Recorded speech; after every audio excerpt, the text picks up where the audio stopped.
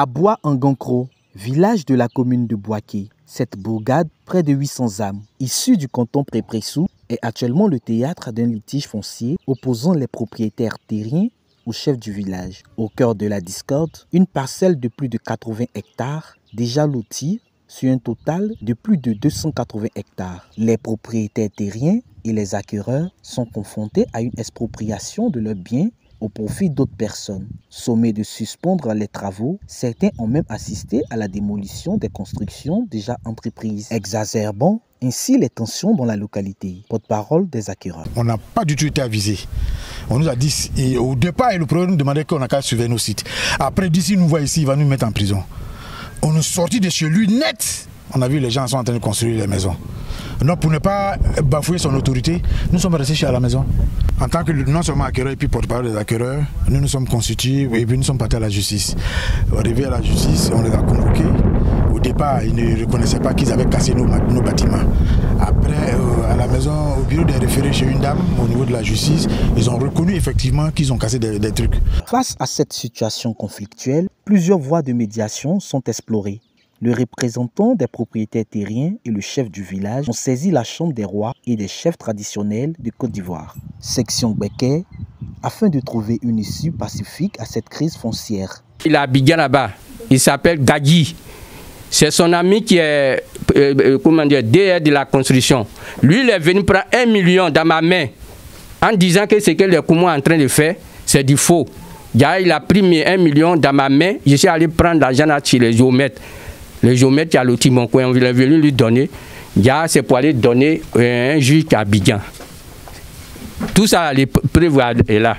Ils ont fait clé. Ils ont fait clé. Quand on a donné l'argent, et puis il a tourné, aller donner DR qui n'a qu'à signer papier des Koumoua.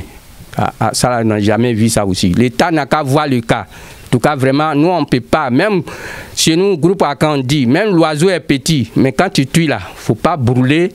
On brûle d'abord avant de manger. Il ne faut pas voir que nous, on est petit, il va arracher nos biens. Que l'État n'a qu'à voir ça. Vraiment, on ne peut pas céder nos coins à Koumoua. Malgré plusieurs tentatives de dialogue, le chef du village, Koumoua Saraka, n'a pas donné suite à nos sollicitations pour recueillir sa version des faits. L'entreprise en charge de lotissement a apporté des précisions sur la situation, mettant en avant les aspects techniques et administratifs du projet. Dans le domaine de lotissement, quand tu fais un lotissement, on procède d'abord par une enquête de commodo et incommodo. Et c'est ce que nous avons fait, nous avons lancé une enquête de commodo et incommodo. Il n'y a pas eu d'opposition. Bon, maintenant, après, il y a M. Koumoua qui s'est levé pour dire qu'il est propriétaire de cette parcelle-là. Alors, nous sommes allés en justice. En première instance, la justice a demandé qu'on fasse une mise en état au niveau des services du ministère de l'Agriculture. La mise en état a été faite. Quand on a fait la mise en état, la première instance a débouté M. Saraka Koumoua. Il a fait appel. Aujourd'hui où nous parlons là, nous sommes actuellement en révision pour la tierce opposition au niveau de la Cour de cassation. Nous sommes en révision au niveau de la Cour de cassation. Mais M. Koumoua, avec la complicité de certaines autorités, va la parcelle déjà lotie. Il n'a pas changé le plan. C'est notre plan. Il n'a fait que changer les numérotations. Dans un souci de clarification, une tentative de contrat avec le directeur régional de la construction a été entreprise afin d'obtenir des éclaircissements sur le lotissement d'Abois-en-Gancro. Mais celle-ci est restée sans suite. En attendant une suite favorable à cette situation qui perdure à Abois-en-Gancro depuis 2018, les propriétaires terriens et les acquéreurs lancent un appel à l'implication du chef de l'État et des autorités locales compétentes.